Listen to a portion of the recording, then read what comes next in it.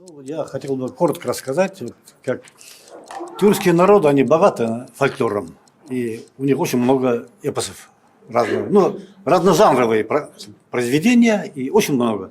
Но среди них вот башкиры все равно выделяются. Я не от того, что сам башкир, например, сравнивал, например, можно сказать, что у тюркских народов с космогоническими мифами проблема. У них это практически не сохранилось. Очень только в осколочном виде сохранились. А у башкир от самых есть мифологии, космогонические мифы, антропологические, этногонические, астрономические. Все вот эти пласты мифологии, они сохранились. И это, видимо, объясняется тем, что, вот, например, археолог Плетнева когда-то писала, говорит, удивительно, говорит, жизнеспособность башкирской культуры, говорит, можно объяснить только тем, что они давно, говорит, в свое время осели на Южном Урале, просторах Южного Урала, прилегающей территории, говорит, и потом уже никуда, говорит, не уходили. И если все пришлые элементы, как бы, они впитывались в эту культуру. И вот у нас самый древний эпос, вот, удивительный эпос сохранился вот, Урал-Батыр. Ну, сейчас вот последние лет 15-20 этот эпос очень это хорошо изучают, пишут много. Он, кажется, многоаспектный, так сказать. Там есть разные пласты исторические. Но и иногда, часто у нас фольклористы пишут, как-то я не задумываюсь, он, говорит, стоит особняком. Этот эпос особняком не стоит. Это эпос, он полностью как бы содержит в себе мифы. Ответы, вот, кажется, башкир, на вопрос башкир, кем, когда, каким способом, чем и где создан был мир. А космогонические мифы всегда идут вместе с этногоническими мифами. То есть возникает этнос, задумывается, кто мы и кто мы на этой земле. И вот этот вопрос, на этот как раз вопрос, ответ как бы породил эпос Урал-Батыр. У него, как раз, ну, специалисты находят очень много параллелей этого эпоса с Гильгамешем, другими там, это, древними эпосами. На самом деле, вот, по моему мнению, это эпос действительно имеет очень много связей с Передней Азией. Там персонажи не тюркские. Ничего тюркского там нету. Это, можно сказать, например, Заркум, Азрака, Таккаха. Вот, да, ну, их там много там. И все эти персонажи находятся на границе вот, Афганистана, Таджикистана, где горного Бадахшана, в сторону Пакистана. Вот в этой зоне. То есть, почему возникает героический эпос? Это, говорит, как говорил Жугигель, говорит, это это общегеройское дело, которое работает на укрепление нации, ну, говоря современным языком, то есть тогда вот этноса, то есть героические вот деяния предков требовали как бы воспевания. Это их героические деяния объединяло вот определенную группу людей в народ.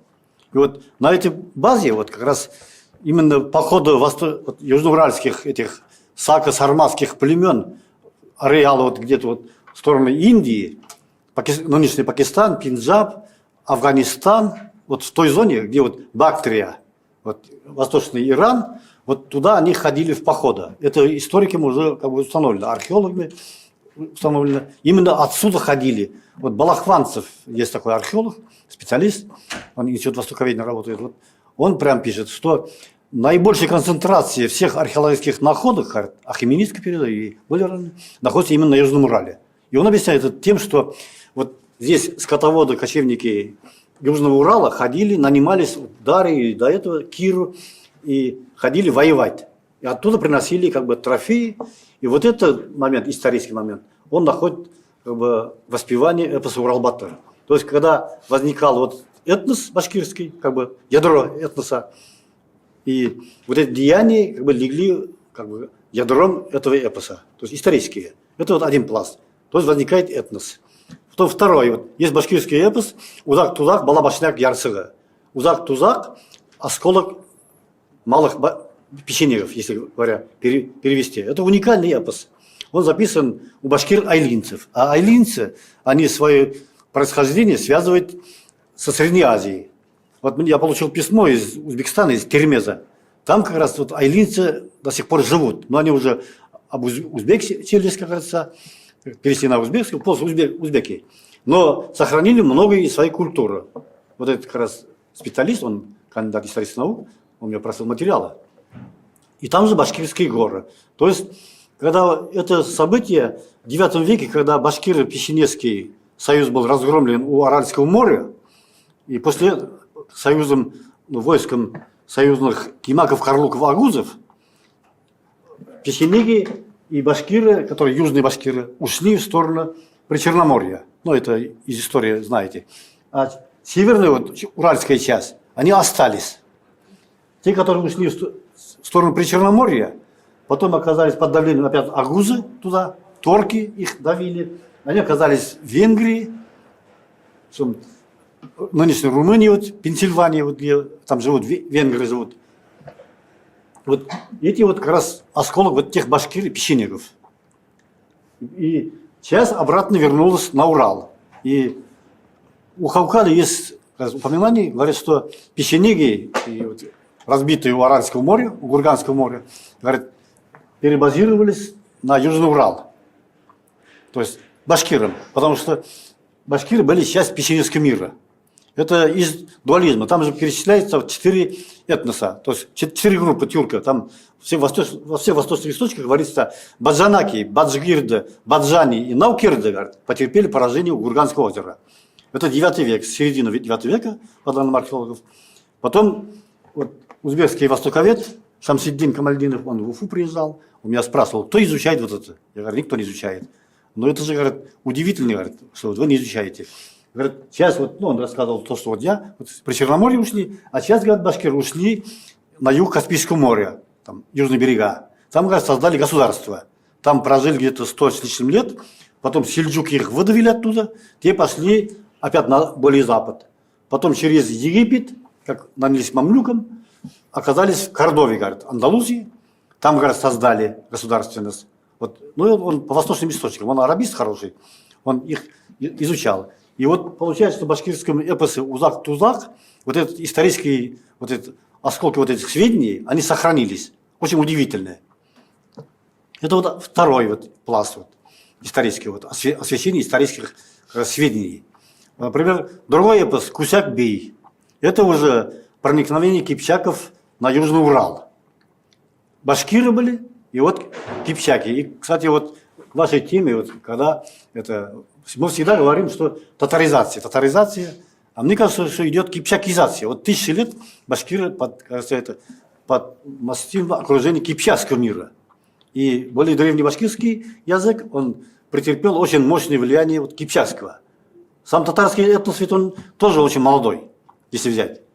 А мы вот берем почему-то вот то, что вот, ну, это у татарских этих деятелей, культурных, так сказать, то есть, этих научных деятелей, у них идет конструктивизм, применяет. Они конструируют нацию вот свою, как-то расшатывая другие тюркские этносы, выпавшие. Вот сегодня Ахмед Аминович выступал. Как раз 40 тысяч этих юртусов татар, то есть этих нагайцев, для татар это мизер. А для нагайцев 100 тысяч, это, считай, 40%. И тоже так же здесь, получается, с башкирами. И вот когда вот языковеды вот пишете, я всегда удивлен. Вот как-то я получил ответ из Москвы по поводу эпоса Урал-Батыр, написали статью. Но мне рекомендовали, давай отправь в Москву. Отправили в Москву. Вначале положительная рецензия была. Очень интересная, но уберите вот этих авторов. Ну, там у них, видимо, свои какие-то заморочки, не хотят этого авторов видеть. Но я решил как-то поспорить. Думаю, нет, они специалисты, я не могу их убрать. Это не мои, не башкирские специалисты, они другие, из других регионов специалисты. Московские, питерские специалисты. Но те не захотели. Ну, поспорили, пришлось кое-кого убрать.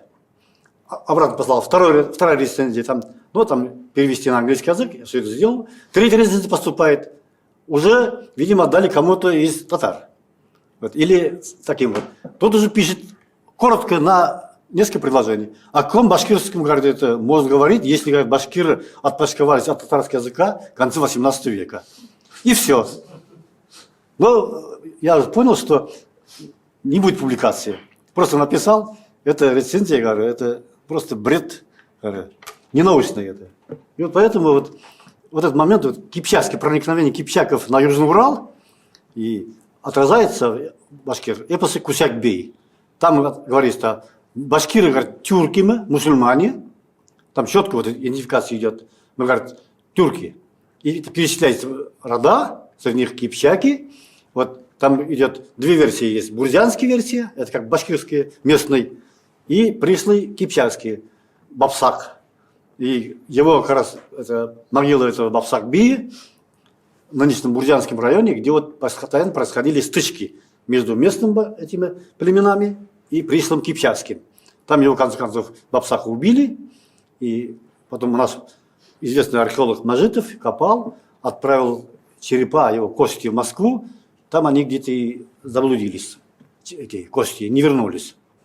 Там он отправил кости Бендабики, вот из нынешнего Квасинского района, тоже кипчакский, и вот это Бабсак-Би, но так и не получилось, потому что объяснили, что сгрызли крысы, якобы.